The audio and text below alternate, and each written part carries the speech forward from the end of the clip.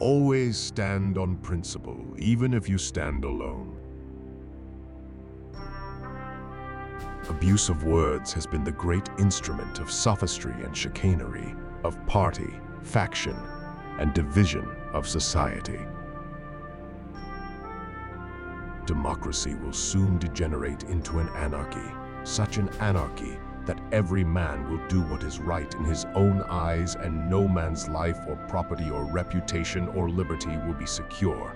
And every one of these will soon mold itself into a system of subordination of all the moral virtues and intellectual abilities, all the powers of wealth, beauty, wit, and science, to the wanton pleasures, the capricious will, and the execrable cruelty of one or a very few.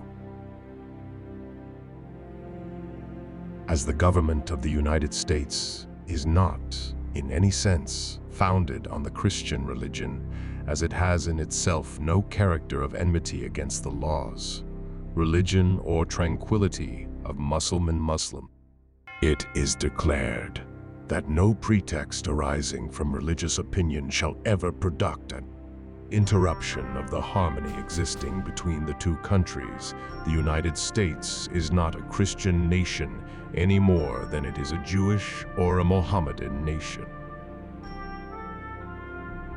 As the happiness of the people is the sole end of government, so the consent of the people is the only foundation of it. Be not intimidated, nor suffer yourselves to be wheedled out of your liberties by any pretense of politeness, delicacy, or decency. These, as they are often used, are but three different names for hypocrisy, chicanery, and cowardice.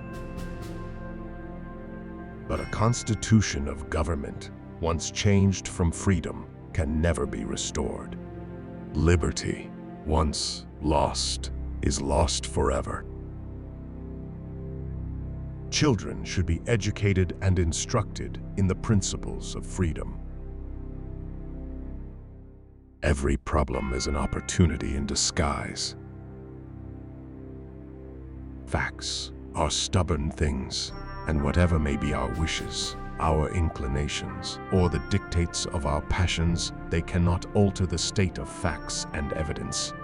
Nor is the law less stable than the fact. Fear is the foundation of most governments.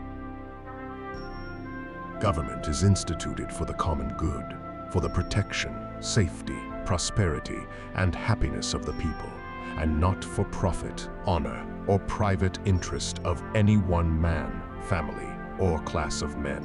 For the people alone have an incontestable, unalienable, and indefeasible right to institute government and to reform, alter, or totally change the same when their protection, safety, prosperity, and happiness require it.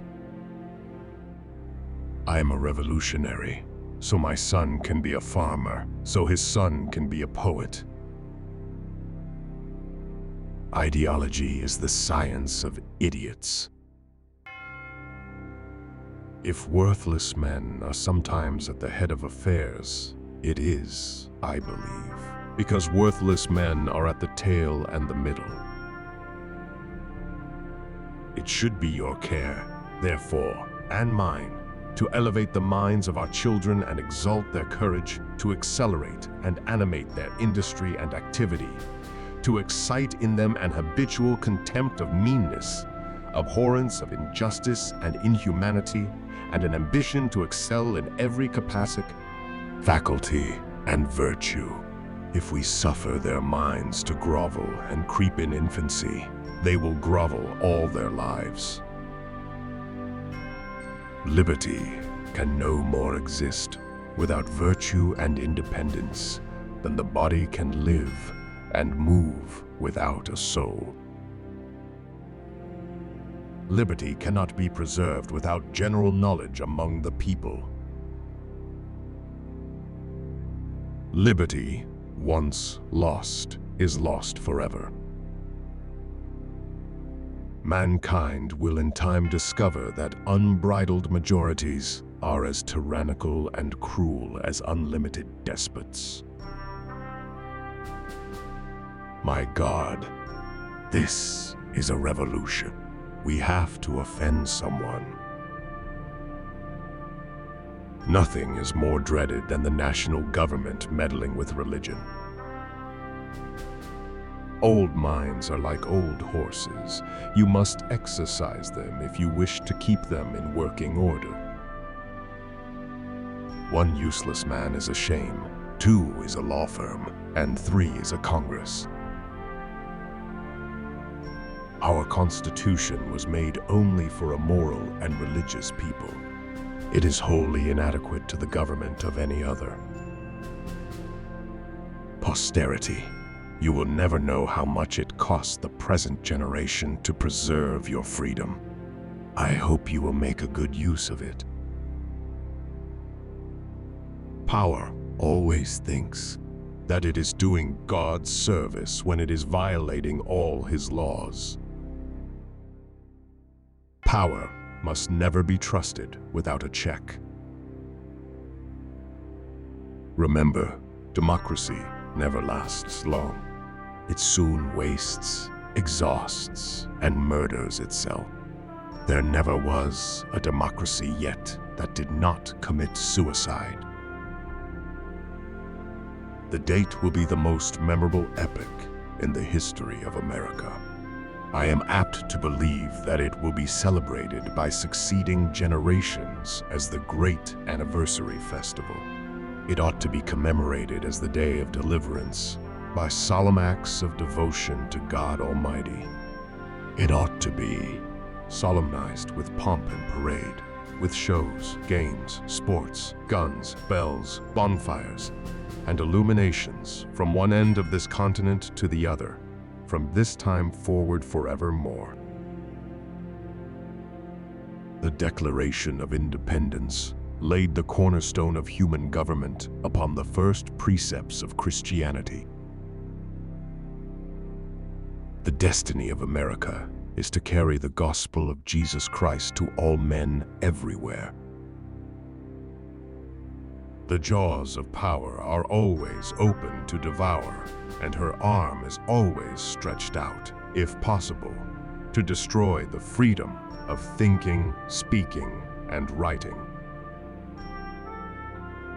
The longer I live, the more I read, the more patiently I think, and the more anxiously I inquire, the less I seem to know. Do justly, love mercy, walk humbly with your God. This is enough.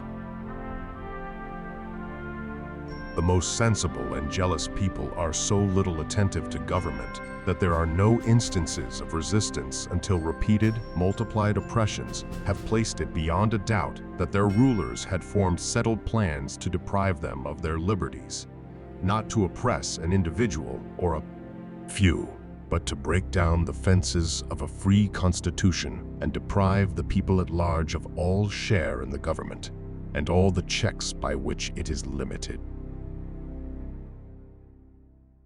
The true source of our sufferings has been our timidity. There are 2 ways to conquer and enslave a country. One is by the sword, the other is by debt. There is danger from all men. The only maxim of a free government ought to be to trust no man living with power to endanger the public liberty. There is nothing I dread so much as the division of the Republic into 2 great parties, each arranged under its leader and concerting measures in opposition to each other. This, in my humble apprehension, is to be dreaded as the greatest political evil under our Constitution. Those who trade liberty for security have neither. To be good and to do good is all we have to do. We have no constitution which functions in the absence of a moral people.